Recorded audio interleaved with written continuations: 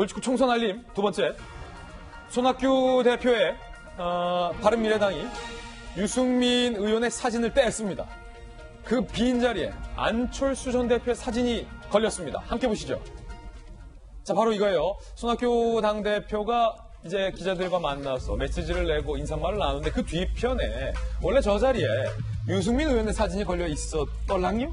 그런데 그게 뗐어요. 사진 떼졌어요. 간판 내려졌고 저 자리에 흐릿하긴 합니다만 안철수 전 대표의 사진, 손학규 대표와 안철수 전 대표가 손을 맞잡고 자, 이 사진 만세를 하는 사진이 새로 올렸다는 말이에요. 당연한 것도 같아요. 새보수당 차려서 나갔으니까 떼야 되는데 그 자리에 안철수 전 대표의 사진이 걸렸다는 것 상당히 흥미로운 대목인데요. 손학규 대표의 목소리도 한번 들어보시죠. 안철수 대표가 중도 노선의 정치를 하겠다고 하는 뜻을 확실히 했고 돌아와서 상의가 있을 것으로 기대를 하고 있습니다. 유 대표가 결혼 잘못했다는 것도 제가 좀 말씀을 드리면은 네. 유 대표는 자기는 안철수 대표랑 결혼하는 줄 알았는데 막상 결혼하고 보니까 네. 결혼 상대가 바뀌었더라 이렇게 보는 거예요. 자, 여러 가지 대목이 있는데 일단 먼저 김한규 변호사님. 네. 그 하태경 의원이 유승민 의원 따라서 새보수당 새집 차렸잖아요. 그런데 유승민 의원이 결혼을 잘못했다. 신부가 안철수 대표인 줄 알았는데 딱 다음날 일어나서 불 켜보니까 신부가 손학규 대표로 바뀌어있다. 뭐 이 말인 겁니까? 네. 법률적으로는 큰일 날 얘기죠. 법률적으로는 큰일 날 얘기. 예, 당연히 이제 결혼 무효 사유에 해당되는 건데 예. 지금 유승민 대표도 결혼을 잘못했다고 얘기를 하니까 이제 결혼하고 분당을 좀 법적으로 좀 비교를 하면 결혼은 재산 분할도 되고 위자료도 됩니다. 예. 그런데 유승민 의원이 나오시면서 하신 말이 이 노트북, 책상, 국고보조금을 다 놓고 나왔다. 그러니까 재산 분할을 인정 못 받고 그냥 예. 몸만 빠져나왔다고 몸만 얘기하는 거죠. 빠져나온 거다. 그러니까 정치인들이 이걸 아셔야 되는데 이제 법률적으로는 분당에 대해서 법원이 관여하지 않습니다. 결국 이건 정치권의 영역이라고 보기 때문에 그렇군요. 잘 선택을 해야 되는데 하태경 대표 같은 경우에도 결혼해보니 안철수가 아니더라. 근데 이제 그럼에도 불구하고 한참 살았다라는 게 문제인 거죠. 한참 살았다. 예. 그러면 이제 왜 살았냐? 예, 법적으로도 이제 와서 그거를 이혼할 수 있게 인정해 줄 수 있을 것 같지도 않고요.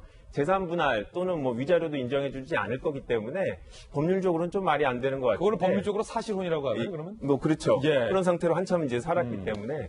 근데 지금 지금 안철수 대표에 대해서 구애하는 정당들이 되게 많은데 네. 제발 결혼처럼 상대방에 대해서 이해를 좀 하고 성격이 맞는지 이런 걸 좀 판단하고 나서 헤어지지 않을 좀 결합을 했으면 좋겠는데 이혼 같은 경우에는 재산 분할이라든지 위자료가 되는데 이건 결국 국민들만 이제 본인이 지지하는 이제 정치인을 따라서 당원으로 가입해 있던 이런 사람들만 계속 이제 정당 소속이 바뀌는 이런 문제가 되지 않을까 싶습니다. 제일 궁금한 게 김병민 박사님. 네. 보세요. 황교안 대표 조금 전에 안철수 전 대표와 새집 짓겠다. 이렇게 말하고 있고. 지금 유승민 의원.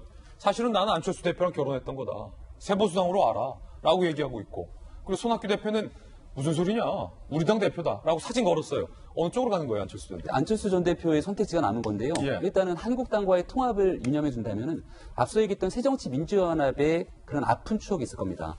그 당시에는 상당히 공동대표로서의 지분과 함께 많은 것들을 주고서는 새정치민주연합으로 갔습니다만 선거가 끝나고 난 다음에 그 당내에서 안철수 전 대표가 설 자리가 없어서 그 이후로 굉장히 고심했던 흔적들이 묻어나기 때문에 아마도 중도 정치를 표방하는 것이 더 온당하지 않겠는가라는 생각을 할 가능성이 높고요.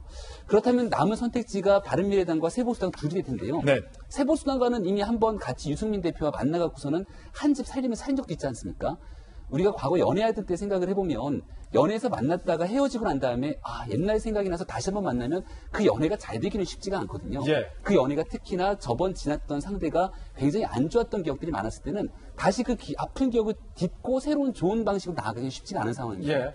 특히나 안철수 전 대표 입장에서 봤을 때는 새보수당이 매력적인 정당이지도 않을 수 있는 게 의석이 몇 석 되지도 않아요. 총선을 치르기 위해서는 8석이죠.